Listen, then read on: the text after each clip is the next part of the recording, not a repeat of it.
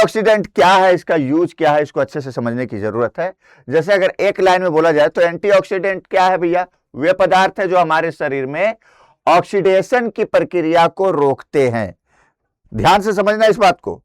Oxidation की प्रक्रिया क्या होता है, what do you mean by oxidation reaction? Oxidation का मतलब होता है ऑक्सीजन का जुड़ना, और ऑक्सीजन जुड़ना एक केमिकल रिएक्शन है। तो जितने भी खाद्य पदार्थ है, जितने भी जीवित चीज है, उसमें ऑक्सीडेशन होने का मतलब है क्षति होना, एक तरह से समझिए। समझ रहे? जैसे कि खाना भोजन रखा हुआ है, चना रखा हुआ, वो अंकुरित होता है, ऑक्सीडेशन की प्रक्रिया हो रही है, श्वास ले रहा है सारा कुछ, कोई भोजन खराब हो रहा है, ऑक्सीडेशन हुआ है उसमें। ऑक्सीजन समझ लीजिए कि एक सांस लेने के लिए अच्छा है, बाकी हर चीज को डैमेज है। आग लगाने में सबसे बड़ा रोल, सबसे बड़ा क्या मुख्य रोल ऑक्सीजन का ही होता है।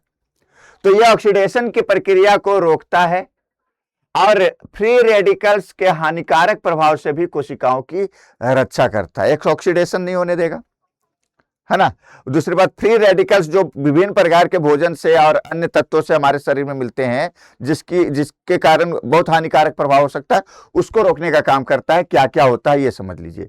पहली बात तो एंटीऑक्सीडेंट के लाभ क्या है, उसके बाद फ्री रेडिकल्स के बारे में भी जानेंगे, उसके बाद एंटीऑक्सीडेंट के प्राकृतिक स्रोत के बारे में भी जानेंगे, फिर हम एंटीऑक्सीडेंट कैसे काम करता है ये भी जानेंगे, और प्रमुख एंटीऑक्सीडेंट के कार्य क्या है और उसके कार्य के बारे में ये सारा कुछ हम लोग अभी समझ लेंगे। पहली बात तो समझिए कि एंटीऑक्सीडेंट ऑक्सीडेशन की प्रक्रिया को रोकते हैं और फ्री रेडिकल्स के हानिकारक प्रभाव से कोशिकाओं की रक्षा करते हैं। जान लो भैया, फ्री रेडिकल्स क्या है?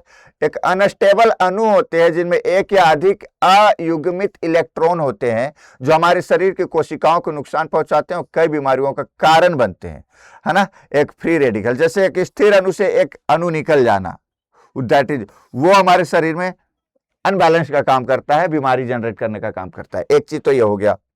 दूसरी बात है कि एंटीऑक्सीडेंट फ्री रेडिकल को रोकने के साथ साथ और क्या क्या लाभ हमारे लिए जनरेट करता है।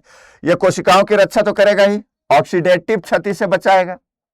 दूसरी बात है बीमारियों का जोखिम भी कम करेगा, जैसे हृदय रोग, कैंसर, डायबिटीज, न्यूरोडिजेनरेटिव रोग, ये सबका जोखिम कम होगा।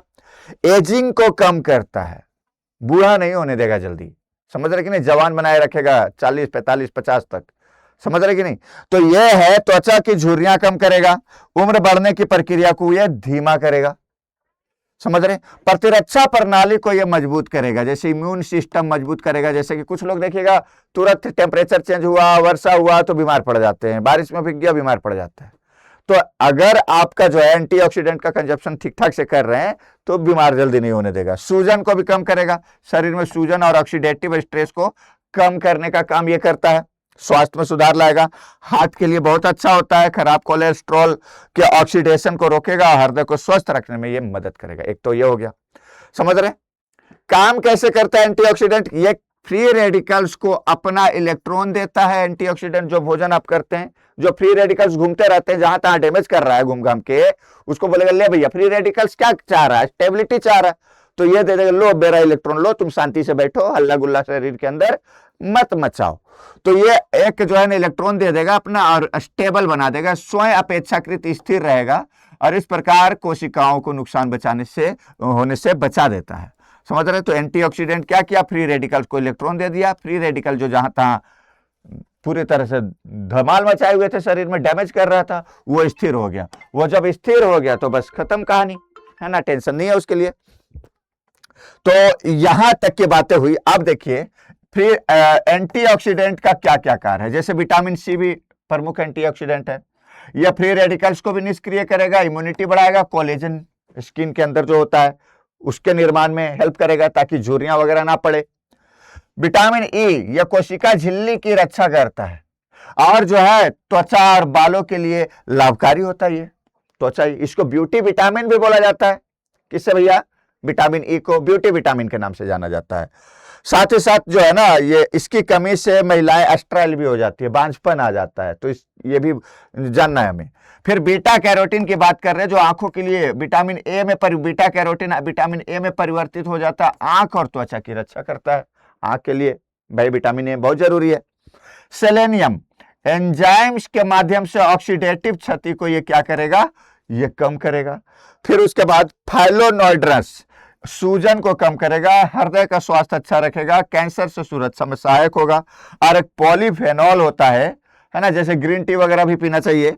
शक्तिशाली एंटीऑक्सीडेंट कोशिकाओं और डीएनए की रक्षा करता है, बहुत ही महत्वपूर्ण होता है।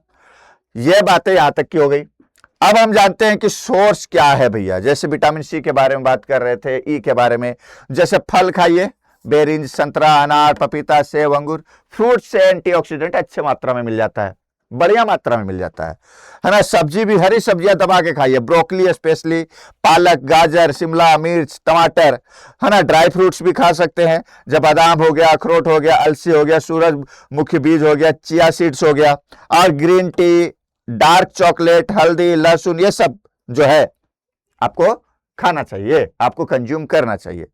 भाई ठीक है, ड्राई फ्रूट महंगा होता है तो कोई बात नहीं। हरी सब्जी जो मौसमी वाला है, मौसमी वाली सब्जी, मौसमी वाले फल सस्ते होते हैं, उसका कंजप्शन बढ़ाइए अपने जीवन में। जब सब्जियां सस्ती होती है ना, तो मतलब समझ लीजिए उसका मौसम चल रहा है, उत्पादन ज्यादा है, इसलिए मार्केट में सस्ते हैं।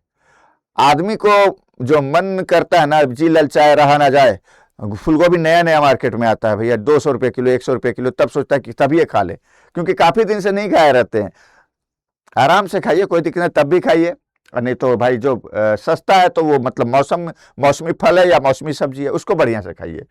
अब एक चीज और, ये फ्री रेडिकल्स के बारे में जो हम पढ़ रहे थे, जो इतना नुकसान पहुंचाते हैं, डैमेज करते हैं सेल को, वो आते कहां से है? तो इसके सोर्स जो है ना, एक तो जो है पॉल्यूशन है, वायुमंडल में जो पॉल्यूशन है इंडस्ट्री के कारण, है ना, आबादी के कारण, गाड़ी मोटर के कारण। ये दूसरा जो है अल्ट्रावायलेट रेडिएशंस, जो ओजोन होल वगैरह के माध्यम से पहुंच जा रहे हैं हमारे तक।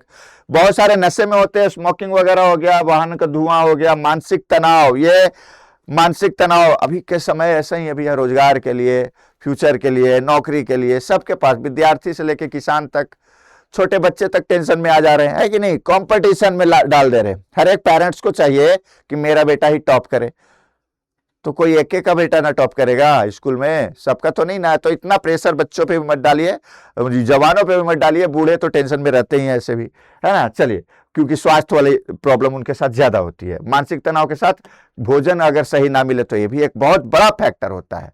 तो संतुलित आहार लीजिए, रंग बिरंगे फल, सब्जी, नट्स, ये सब खाइए आराम से। जीवन शैली अच्छा कीजिए, व्यायाम निश्चित। देखिए, आप कितना भी काम कर जाइए, एक चीज मेरी बात गांठ बांध के समझ लीजिए, आप कितना भी काम कर लीजिए, आज काम भी खत्म नहीं होगा, स्टडी भी खत्म नहीं होगा, जीवन में काम कभी खत्म नहीं होगा। तो निश्चित तौर पे अपने जीवन के लिए एटलीस्ट आधा घंटा जो है ना, एक्सरसाइज के लिए जरूर निकालिए। ये जीवन के साथ चलेगा, काम कभी खत्म नहीं होगा, है ना। यार टाइम नहीं मिलता एक्सरसाइज करने का, टाइम नहीं मिलता योगा करने का, ये बोलने वाले जो है ना, उनको समझा दीजिएगा। और ये टाइम कभी नहीं मिलेगा अगर आप मैनेज नहीं कीजिएगा। तो उनको समझाइए कि भैया आप भले 7-8 घंटे का जगह जो है 6.5 घंटा, चाहे 5.5 घंटा सोइए, लेकिन आधा घंटा योगा और एक्सरसाइज पे जरूर दीजिए। समझ रहे? व्यायाम कीजिए, जीवन शैली अच्छा कीजिए, तनाव कम रखिए, इच्छाओं पे नियंत्रण रखिए। इच्छा पे नियंत्रण रखिएगा, तनाव कम होगा। तो एंटीऑक्सीडेंट युक्त जो है आहार लीजिए, दीर्घायु, स्वस्थ और मस्त लाइफ को जीना सीखिए, है कि नहीं?